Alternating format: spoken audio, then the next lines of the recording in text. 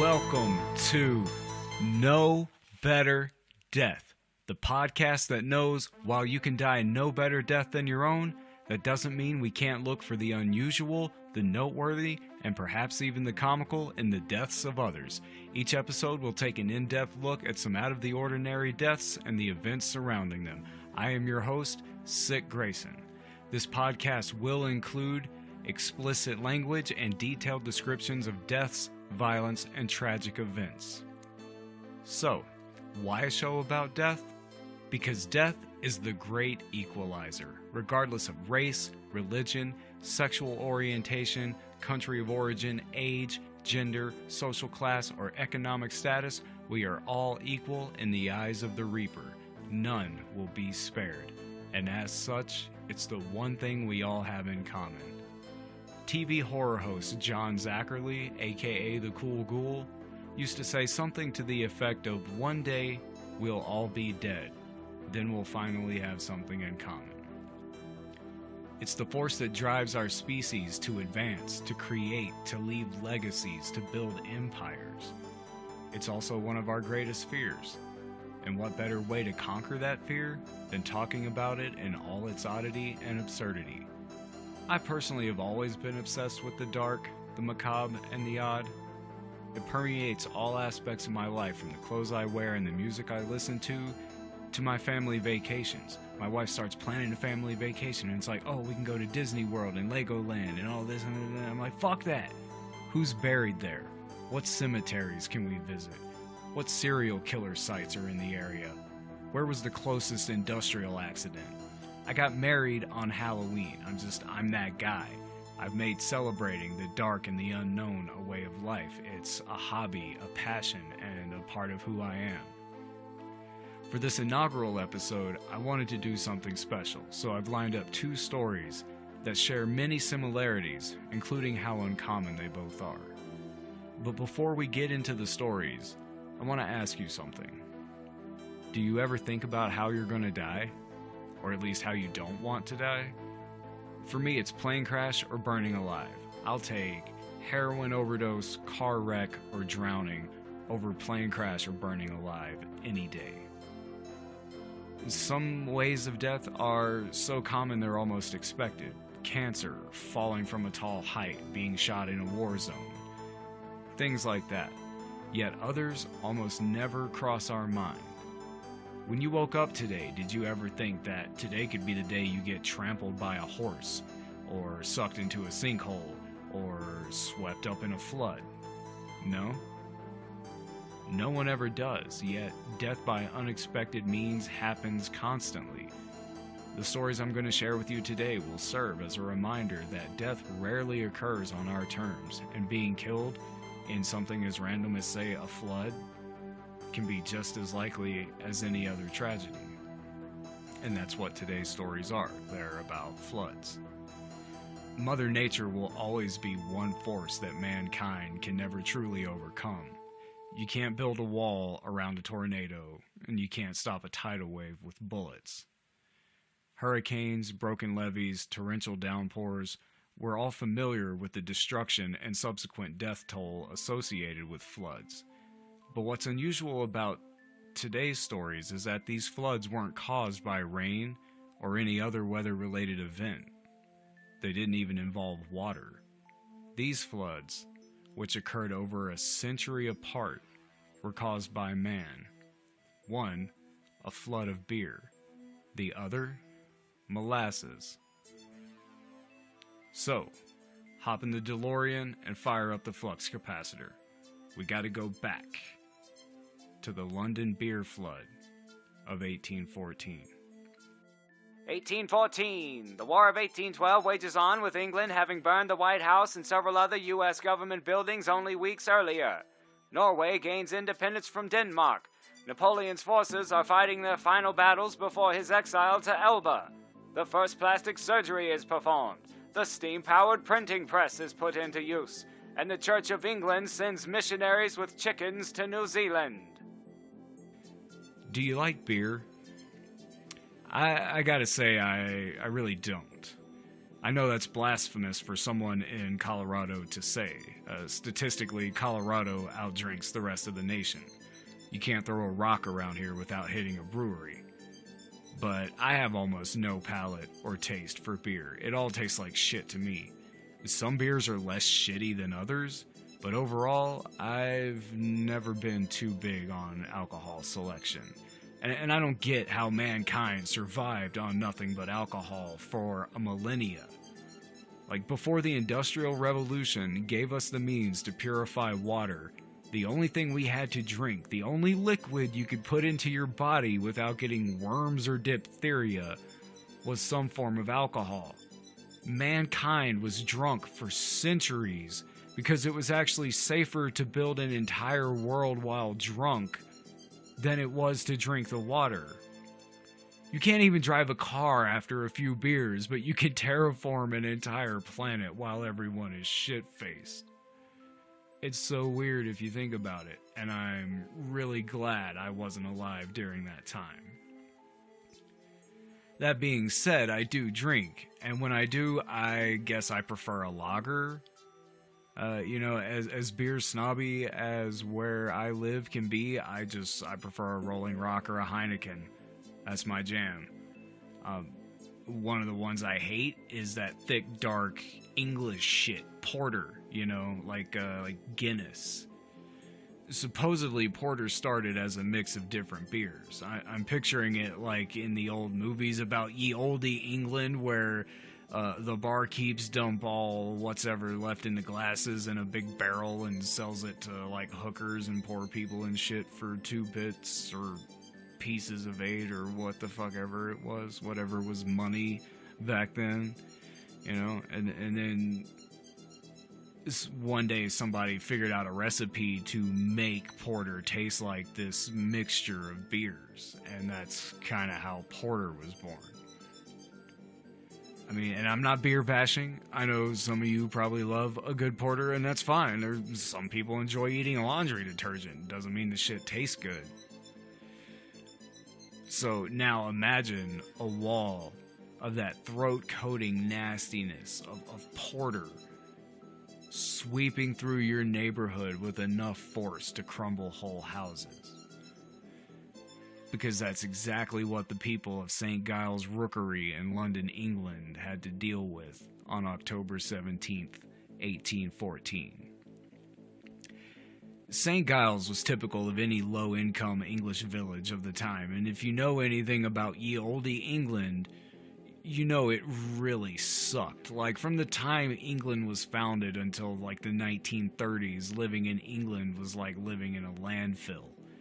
Everything was dirty, there was trash everywhere, rats, shit and piss, rampant venereal disease. Healthcare was basically non-existent. The guy that cut your hair was also the same guy that performed surgery, and houses were packed together so tight they were basically built on top of each other, and everyone was covered in soot.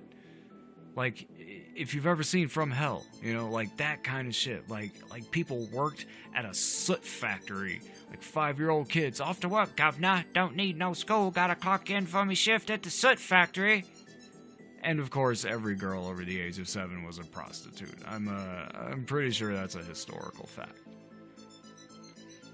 And that's the kind of place that St. Giles Rookery in England was. Looming over it all was the Horseshoe Brewery.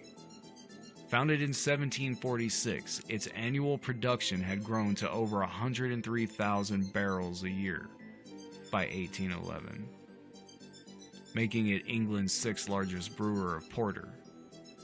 The pride and joy of Horseshoe Brewery was its massive vats. Measuring at least 22 feet tall each, these wooden vats held anywhere from 3,500 to 18,000 barrels of beer. Why so big? Brewery vats were considered an attraction, drawing visitors from around the country.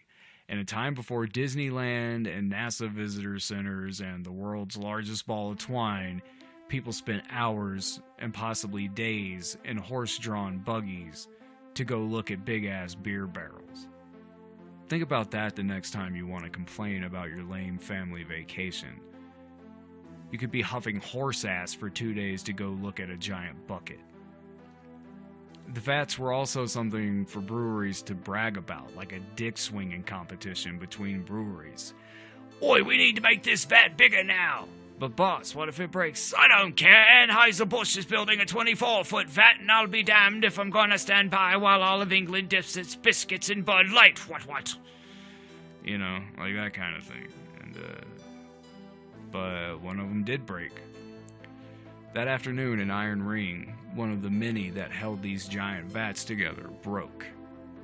About an hour after that ring broke, the entire vat collapsed, setting off a domino effect that destroyed a large part of the brewery and ruptured the other vats. In all, an estimated 388,000 gallons of beer swept through the streets of St. Giles, creating a 15-foot high wave that left death and destruction in its path. All at once I found myself borne onward with great velocity by a torrent which burst upon me so suddenly as almost to deprive me of breath, said one anonymous American who witnessed the event. It sounds like a David Bowie song featuring Trent Reznor. Anonymous American. Anonymous American, traveling round the world. Da-na-na. Gonna go to England. Gonna watch the beer flood. Anonymous American. Anyway, we'll pretend I didn't do that. Moving right along. At least 2 homes were destroyed. In one, Mary Banfield and her 4-year-old daughter Hannah were having tea when the torrent ripped through the structure and swept them both away, killing them in the process. In the other home, an unnamed family and their friends were having a wake for a 2-year-old boy who had died the day before. 5 people drowned when the cellar filled with beer and the top of the house collapsed inward, preventing their escape. The wave also crumbled a wall to the nearby Tavistock Arms pub, killing 15-year-old employee Eleanor Cooper under the rubble. In all, 8 people died. And as this happened during the day when men and boys were at work, all but one of the fatalities were women and children. 3 of them were under 5 years old. And that's just the immediate effect. Everything for blocks was ruined. Reports say that floorboards in other homes, soaked and weakened by the beer, collapsed under the weight of mourners who had gathered for the wakes of those killed in the initial flood, dropping them into cellars where the beer still stood waist deep. So what happens next? Someone has to be held accountable, right?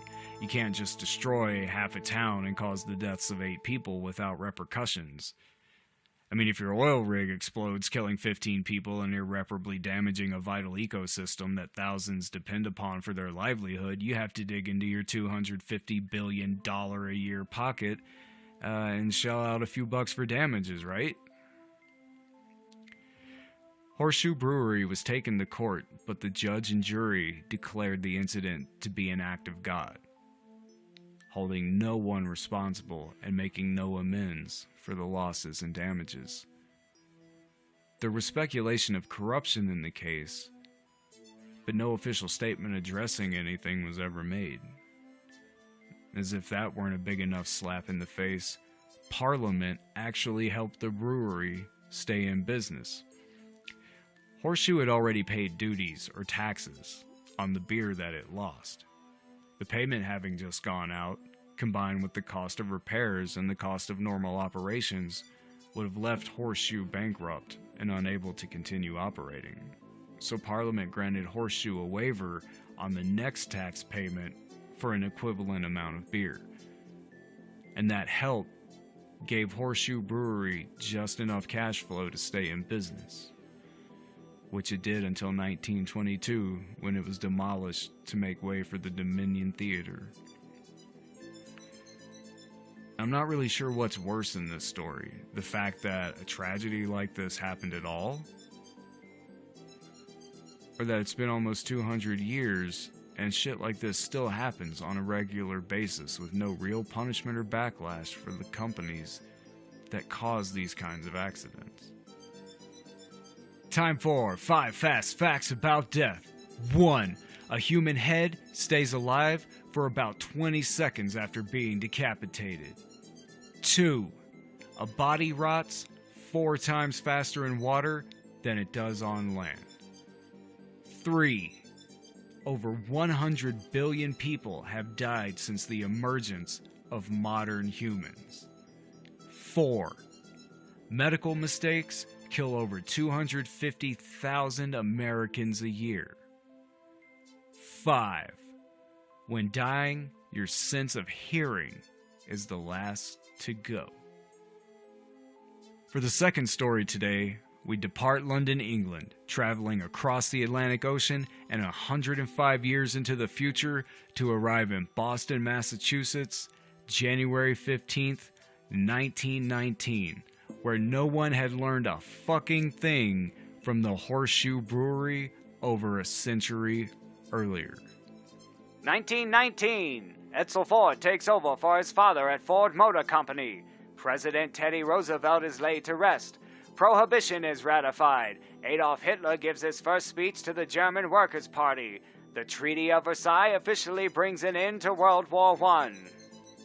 Molasses. I love them. I grew up in the South, where you don't put syrup on anything, you put molasses on it. For those who may not be familiar with molasses, it's a sticky, thick, dark syrup created when sugarcane or sugar beets are refined into sugar. Brought to most as a key component in brown sugar. However, molasses has far more uses than just as a sweetener. It can be fermented to make rum, which at the time would be illegal very soon, as prohibition would be ratified the day after the story. Or it can be fermented for ethanol and industrial alcohols, such as those used in alternative fuels and munitions production. It's pretty versatile for something you put on pancakes. Like, oh, you can use this for syrup, or you can make explosives with it, whatever you want to do. And the molasses held at 529 Commerce Street in Boston's North End served the latter purpose, or at least it did until it spilled onto the streets. The tank, which measured 50 feet tall and 90 feet wide with a maximum capacity of 2.3 million gallons.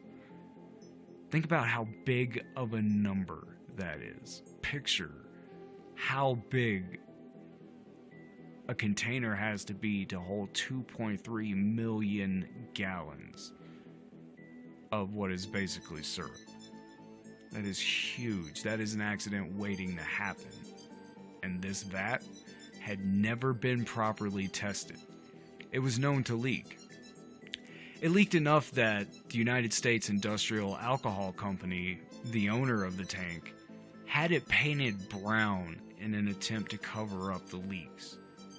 That's like when you were a kid and you let the doorknob to your bedroom door hit the wall behind it, and you're like, oh shit, Dad's gonna kill me, what do? I'll color it in with a marker.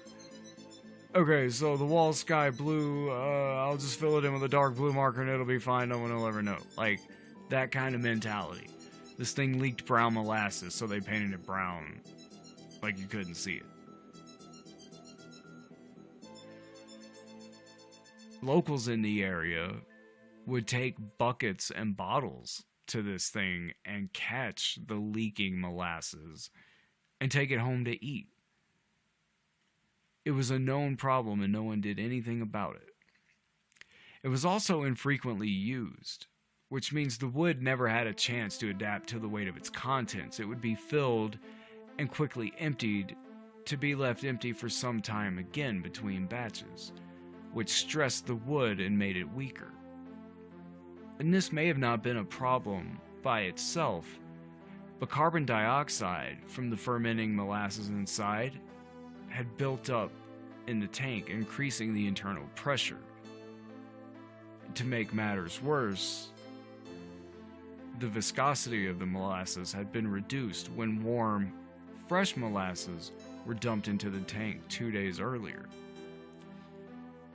So when temperatures hit 41 degrees on January 15th, this thinned the molasses even more, causing the speed of the leaks and the pressure of the carbon dioxide to overwhelm the walls of the tank, and it collapsed.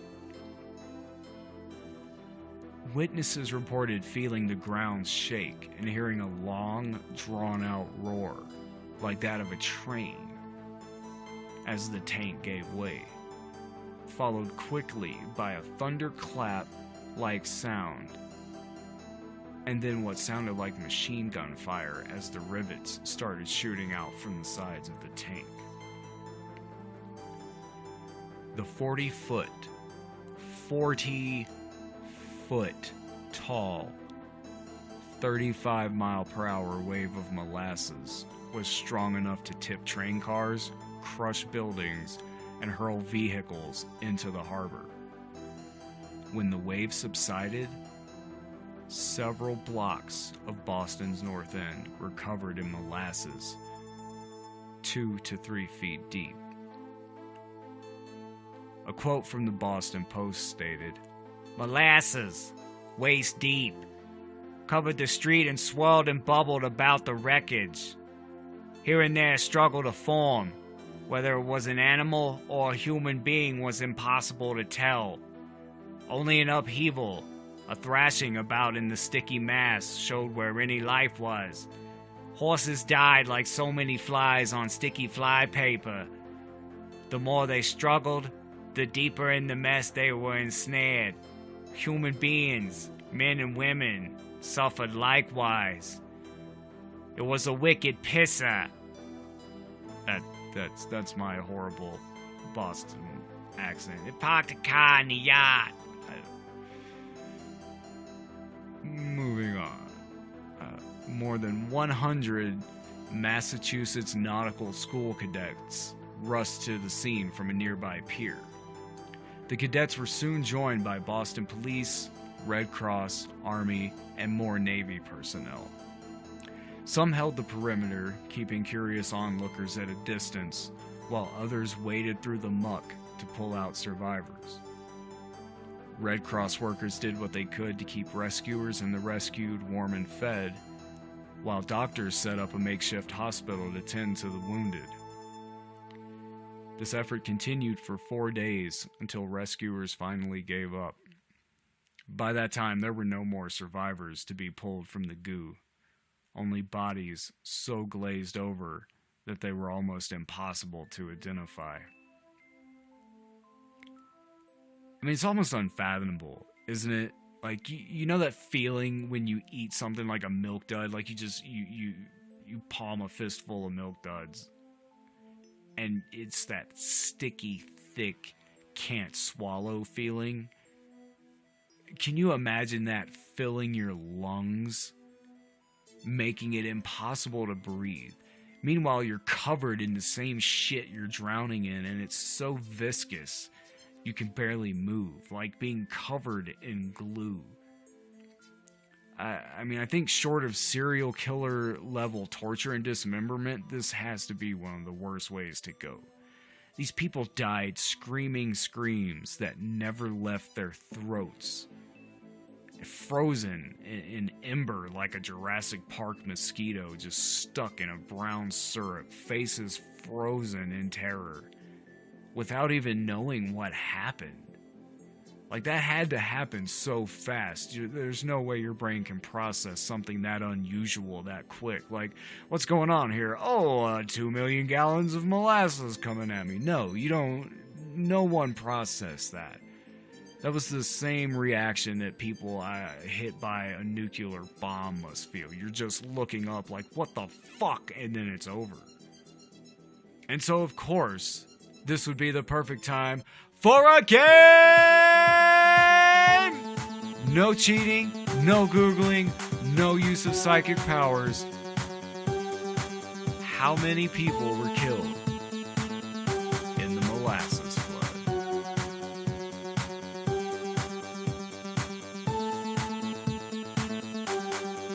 Okay, the answer to how many people were killed in the Boston Molasses flood is 21. If you guessed 21, you win. What did you win? The smug contentedness of knowing you were correct, and there's no better prize than that. 21 people dead, and at least 150 injured, with an unknown number of animals, mostly horses and dogs, also killed or wounded. And here comes, really, the bitch part of this whole situation. What happens when you spill something? You gotta clean it up. But this wasn't an ordinary mess. The rain wasn't gonna wash this away. Bounty, despite being the quicker picker-upper, was not gonna get the job done here. Fire boats were used to spray the mess with high-pressure salt water, and then sand put down to soak it up. It took more than 300 people 3 weeks to clean up the immediate area. And even then, the harbor is said to have been stained brown well into the summer over 6 months later. Of course, it wasn't just the surrounding few blocks that were affected by the spill. Every time someone walked through the area, touched a building, used a payphone, or had any kind of contact with anything in the area, they tracked the molasses to other parts of the city.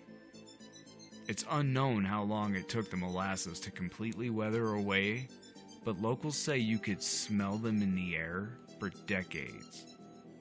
Decades. A class action lawsuit, one of the first in the state, was brought against United States Industrial Alcohol Company. The company denied any responsibility, claiming that the tank must have been blown up by anarchists trying to hinder munitions production. Because, you know, page 52 of the anarchist cookbook where it tells you how to blow up a giant bowl of syrup. This was their defense. Ridiculous. So after 3 years of hearings, the court did find USIAC liable for the damages. The company paid out a total of $600,000 in out-of-court settlements. That's about $6.5 million in 2017 dollars. The average payout per life was $7,000, or adjusted for 2017 level inflation, about $76,000 per life. So the victims in this case made out better than the ones in London, but still, $7,000? $7,000 for a human life. Like, that's just enough to be insulting, isn't it? In both of these cases, I think the companies should have been closed, all assets sold, and the money split up among the victims' families. End of story. That's it. You kill someone, you are fucked. You should have to pay adequately. USAIC did not rebuild the tank, and today the property is a park, complete with a Little League baseball field, bocce courts, and a playground. The incident did lead to changes in regulations, such as tanks requiring oversight by a licensed architect and a civil engineer. Or, they could have just learned from the London beer flood that happened over 100 years before and put it in a concrete or metal tank, thus avoiding the entire wooden vat breaking thing to begin with. But people never learn. And that's it. That's the two stories for this premiere episode. It's just nothing too epic. It's just, to me, I guess it's weird because when you wake up, like, I always think, okay, there's the possibility I could get in a car wreck today, or really in America these days, I feel like anytime I walk in a Walmart or any public area, I could get shot. There's some things when you get up in the morning, you subconsciously or consciously, whether you realize it or not, you're processing the possibility of death is going to occur today. But in these two situations, I highly doubt anyone that died in either story said to themselves, today's going to be the day I drown to death in shitty beer, or I'm going to drown sucking molasses into my lungs, and it's hard to imagine what goes through someone's mind as that's happening. That's the kind of thought process and emotional state you can never understand unless you were actually there. It's just so bizarre, and out of the ordinary. So thought I'd share those two stories with you in case you weren't aware of them. Before I go, I want to thank you for listening. Please leave a review and tell a friend. I'll probably have the next episode up in about 2 weeks, just sort of testing the waters with this one, see what kind of feedback I get, and we'll see where it goes from here. Hopefully I'll be a little more comfortable, a little bit better of a speaker next episode. Like you ask anybody that does a podcast, the first episode is nerve-wracking, and I'm not going to front. This one kind of had me a little nervous. I slipped in a few spots when I was talking and shit. But we'll see what happens. Also, I implore you, please send an email or say something on the Facebook page. Let me know what you think about the show. What should I start doing, stop doing, continue doing? If there's any death stories you'd like to hear on the show, let me know and I'll definitely look into it. You never know what kind of story I might be looking for. So if you have something cool that would fit the bill for what I do here, let me know. If you have any personal stories about death or just want to talk about death in general, how you'd like to die, how you don't want to die, whatever, send in an email. You never know what'll make it onto the show, and the more you send me, the more material I can have to expand the show, maybe come up with segments, make it a little bit longer, try to get this really going. And I'd like to create a community with the listeners involved just as much as the hosts, kind of like what the Sklar's and Dan do with Dumb People Town, if you're familiar with that show. They use a lot of listener input, and that's what I want to do. The email address is nobetterdeath@gmail.com, and No Better Death on Facebook, Twitter, and Instagram. That's all for now. Until next time, try not to die.